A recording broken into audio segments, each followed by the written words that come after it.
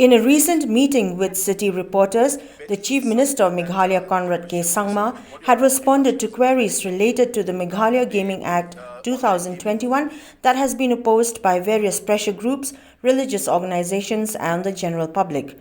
At the same time, Sangma made a few clarifications on the setting up of casinos in a few places across the state. So first thing people have to understand that this regulation has been brought in to regulate existing gaming parlors. The existing gaming parlors are not regulated. If one repeals this act, then again these gaming parlors will be functioning illegally. So hence you need a framework to regulate things. That's number one. Number two, this particular regulation also regulates on who can play inside different gaming parlors. The concerns of the citizens has been that the local youth and the citizens should not be allowed to play. If this particular act is repealed, then in the existing gaming zones and existing locations, wherever anybody wants, they can freely go and play. But if this regulation remains, then there can be a restriction on certain areas and activities where locals cannot play. So this act is actually serving the purpose of what the people and the different organizations have been demanding. That's number one. So repealing this will actually be counterproductive to what they want to achieve. Number two, the question of, as I said, starting casino, which was an issue that we had started seeing the debate starting in the month of May.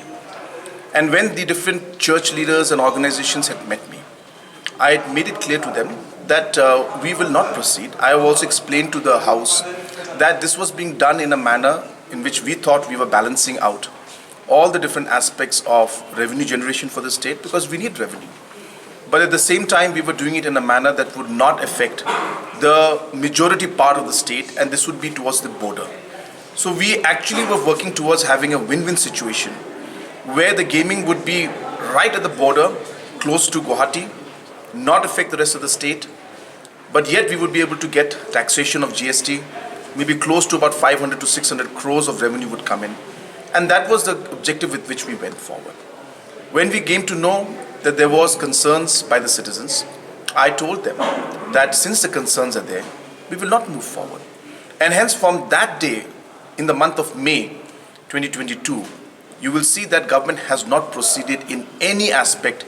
There are more than 10-15 applications lying with us even today.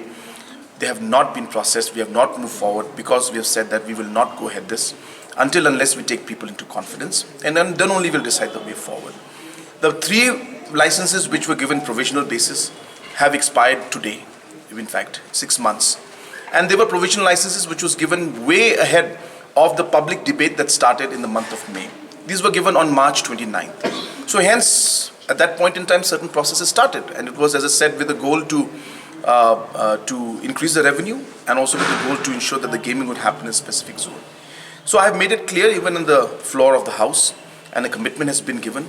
I cannot give commitments like these on the floor of the House without actually meaning it. I would be, in contempt, and it's not correct and it's not done. And therefore, as Chief Minister, I have given a statement. I think this statement should be taken seriously. And those people who have doubts should believe that the fact that if Chief Minister has given a statement on the floor of the House, it means serious business. So therefore, when I've mentioned that we will not proceed on these aspects, but repealing, as I said, is not an issue, not a point we're going to discuss, because this act regulates the existing gaming zones, which is also required.